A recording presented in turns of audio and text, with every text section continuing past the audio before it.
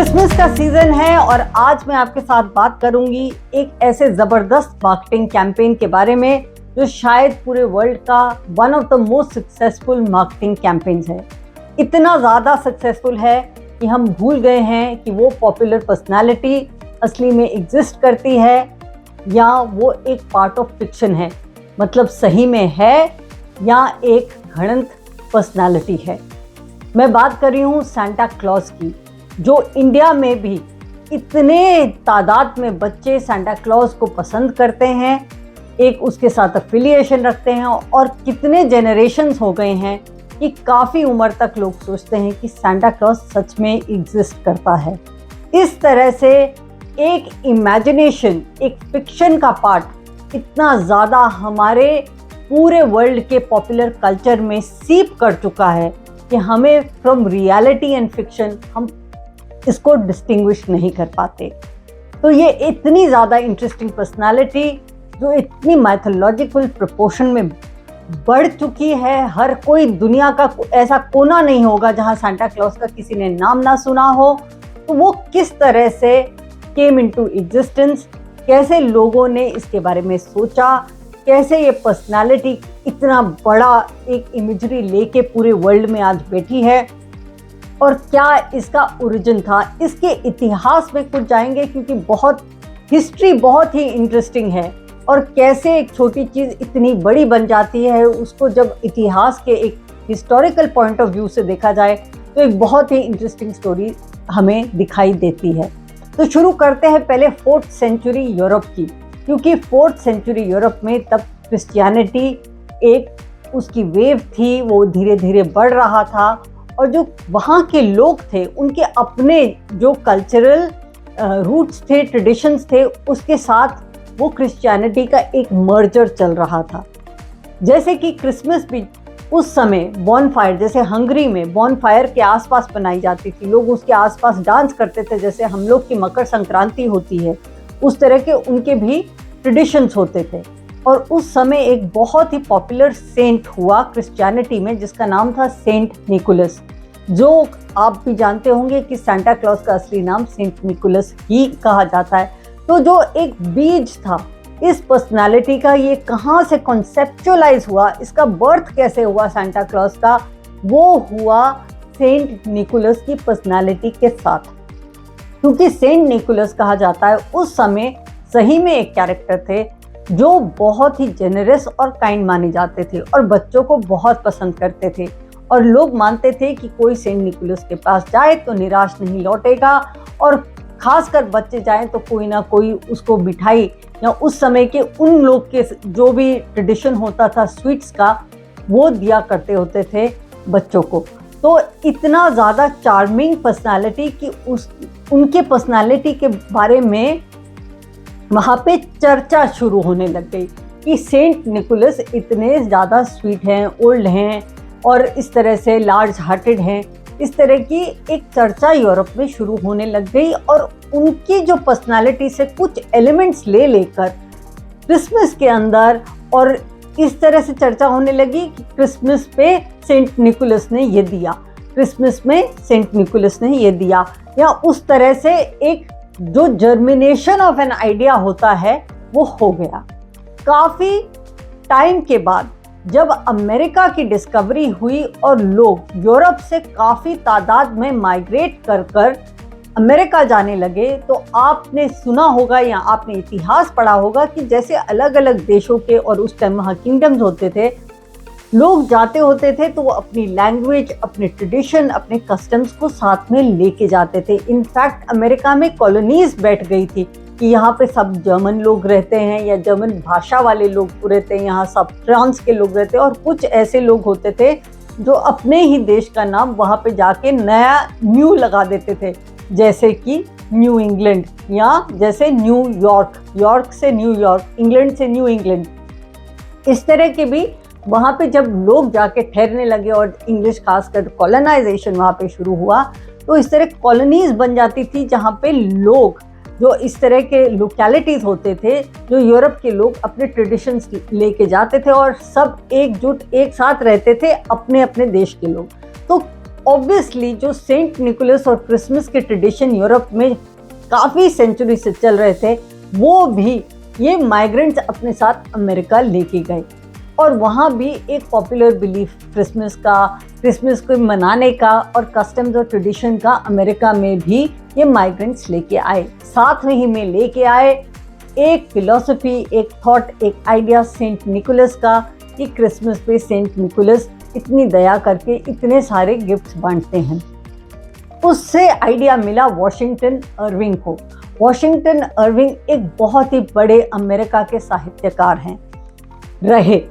1809 में उन्होंने पहली बार एक इमेजिनेशन यूज़ की ये सेंटा क्लॉज को लेके, और निकरबॉकर्स बुक ऑफ न्यूयॉर्क जो उन्होंने लिखी थी उसमें उन्होंने सेंटा क्लॉज का कुछ डिस्क्रिप्शन अपने इमेजिनेशन से दिया कि जैसे कि वो चिमनी से उतर के आते हैं और बच्चे को गिफ्ट देते हैं, या उनकी वैगन होती है जो रेनडियर चलाते हैं, या वो पाइप स्मोक करते हैं। इस तरह के जो एलिमेंट्स थे वो वॉशिंगटन इरविंग को क्रेडिट जाता है एज अ साहित्यकार कि उन्होंने अपनी विचारों से, अपनी इमेजिनेशन से इस तरह की पर्सनालिटी को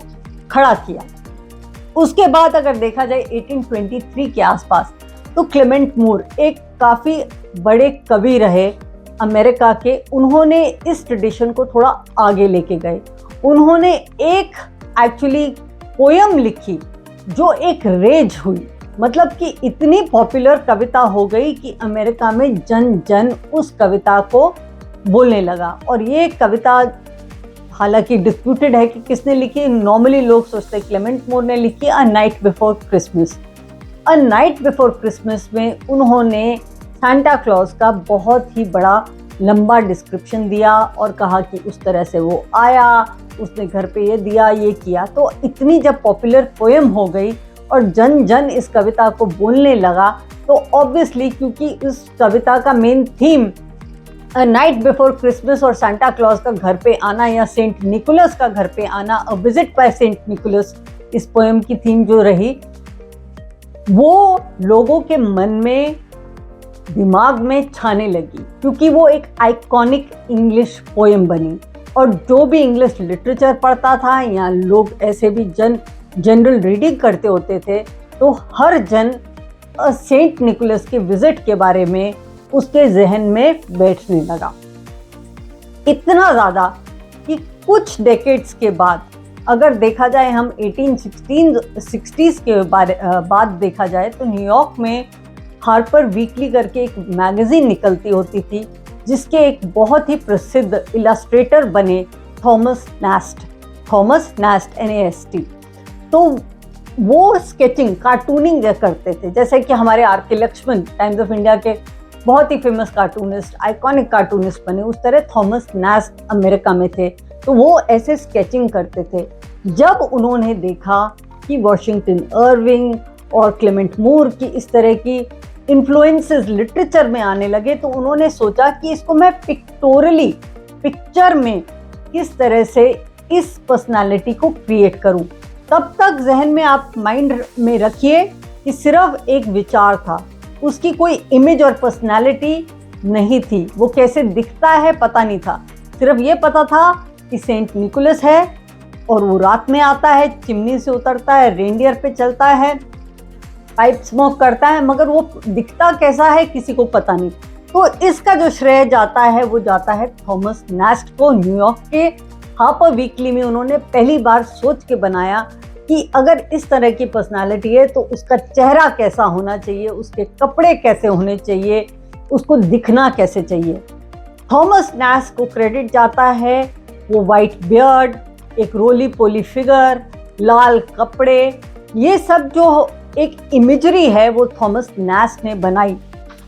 उसके साथ ही उसने एक ऐड किया कि थॉमस नेस्ट ने जो ऐड किया वो किया कि सांता क्लॉज नॉर्थ पोल में पूरी समर में रहता है, उसकी एक वर्कशॉप है, वो बच्चों की जो चिट्ठियाँ वहाँ पे पहुँचती है वो सबको पढ़ता है, और जो बच्चा बोलता है मुझे टॉय चाहिए, मुझे चॉकलेट चाहिए, मुझे फैक्ट्री का एक टॉय चाहिए, तो वो फिर सांता क्लॉज नॉर्थ पोल में बनाता रहता है पूरी गर्मियों के सीज़न में। और फिर जब क्रिसमस होती है तो वो सारे गिफ्ट जमा करके अपनी रेनडियर की वैगन में बैठ के फिर पूरी रात गिफ्ट्स को डिस्ट्रीब्यूट करता है। ये थॉट कि वो नॉर्थ पोल में रहता है, बच्चों की चिट्ठी आती है और वो फिर वर्कशॉप में काम करता है, नॉर्थ पोल में रहता है, ये सारा जो इमेजिनेशन था वो था थॉमस नेस्ट का। ये सारे मैंने आपको बताया कि 4th सेंचुरी से लेके ये 1800 लेट 1800s तक इस तरह के विजुअल जो डिपिक्शन जो इतना पॉपुलर हुआ, जैसे ही लोगों ने थॉमस नेस्ट की फोटो देखे तो सबको लगा कि जो आज तक हमने विचार के तौर पे जाना था कि सेंट निकोलस कैसा होगा वो ऐसा ही होगा। इतना पॉपुलर हो गया कि उसको लोग एक्चुअली रियल मानने लगे कि अगर सांता क्लॉज आएगा तो लाल कपड़े पहने होंगे और सफ़ेद बियर्ड होगी और इस तरह से मोटा उसका पर्सनालिटी होगा। ये एक बहुत बड़ा जो आइडिया थॉमस नेस्ट ने प्लांट किया 1860 से 90s तक, वो कोको कोला ने अर्ली 1900s में, मतलब अर्ली 20th सेंचुरी में उसको बहुत कैपिटलाइज किया। कोको कोला जैसी मार्केटिंग बहुत कम कंपनीज आज तक दुनिया में कर पाई हैं, मगर कोको कोला ने इस कैरेक्टर को पकड़ा और देखा कि ये कैरेक्टर 4th सेंचुरी से लेके अब 20th सेंचुरी तक अलाइव है, तो इसमें दम होगा। सेंट निकोलस की पर्सनालिटी जिसके बारे में सबसे पहले चर्चा 4th सेंचुरी में हुई थी, वो 20th सेंचुरी में इस तरह से इवॉल्व होते होते, और खासकर मैंने आपको 3 नाम बताए जो बहुत ही ज़्यादा इस पर्सनालिटी की क्रिएशन के पीछे हैं, वो है वॉशिंगटन अर्विंग, क्लेमेंट मूर और थॉमस नेस्ट। इन तीनों ने जिस तरह का किया, तब कोको कोला ने इस आइडिया को पकड़ लिया और सोचा कि वो वर्ल्ड वाइड 1930s में सांता क्लॉज को एक अपना एसोसिएट करेगा कोको कोला ड्रिंक के साथ और उसको पॉपुलराइज करेगा। उनके जो इलस्ट्रेटर का नाम था वो था हैडन सनब्लूम, मगर इनको इतना लोग नहीं जानते, लोग कोको कोला के नाम पे ज़्यादा जानते हैं। बेसिकली कोको कोला ने सांता क्लॉज के साथ एक वो किया, और आप जानते हैं कोको कोला की जो ब्रांडिंग है वो भी लाल कलर की रहती है, वाइट में लिखा रहता है कोक। जो कोई भी कोक बॉक्स आप देखेंगे रेड के ऊपर वाइट, वो भी एक सांता क्लॉज के साथ मिलता जुलता उन्होंने रंग रखा। आप जानते हैं तो 2 बहुत ही पॉपुलर और हिट रहे। कोको कोला ने प्रमोट किया सांता क्लॉज को बहुत ज़बरदस्त तरीके से, और सांता क्लॉज की पर्सनालिटी ने भी कोका कोला को अपनी ब्रांड बिल्ड करने में बहुत ही मदद की। एक मार्केटिंग की इमेज के थ्रू, एक मार्केटिंग और इमेजिनेटिव इमेजिनेशन, फिक्शन ऑफ वो है, it's a creation of imagination. उस पर्सनालिटी ने कोको कोला को भी बहुत मदद की, इतनी कि Coca Cola became the most popular drink of the world at one time. आज तक भी देखा जाए तो जितनी शायद कोको कोला की बॉटल बिकी हैं, शायद ही किसी और सॉफ्ट ड्रिंक या सोडा की बिकी होंगी। तो Coke became as popular as Santa Claus and they both helped each other. Coca Cola ने सांता क्लॉज को हेल्प किया, सांता क्लॉज की पर्सनालिटी और मार्केटिंग गिमिक ने कोको कोला को हेल्प किया। इस तरह से वो हर कोने में, और जब कोको कोला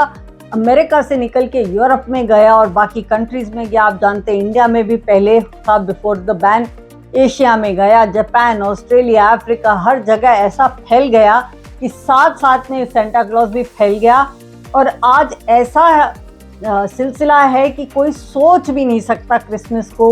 सेंट निकोलस और सांता क्लॉज के बिना, जबकि सब जानते हैं कि ऐसी कोई असली में पर्सनालिटी नहीं है, कोई नॉर्थ पोल में बैठता नहीं है, कुछ नहीं है, मगर ये एक मार्केटिंग गिमिक था, एक लिटरेरी इमेजिनेशन का पीस भी था।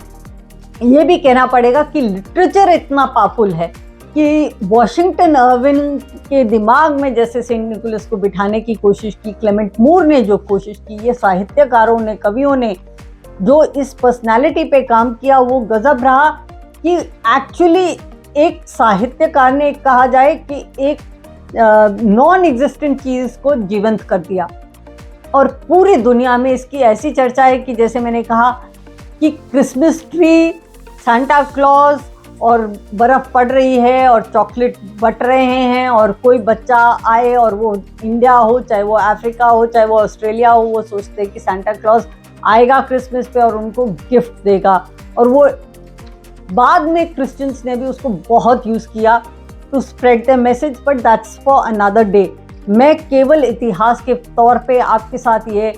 लिटरेचर के और इतिहास के हिस्टोरिकल पॉइंट्स शेयर करना चाहती थी कि सांता क्लॉज की पर्सनालिटी फाइनली कैसे बनी। I hope you enjoy the episode in the Christmas season और आप जानेंगे कि कैसे ये पर्सनालिटी केम इन।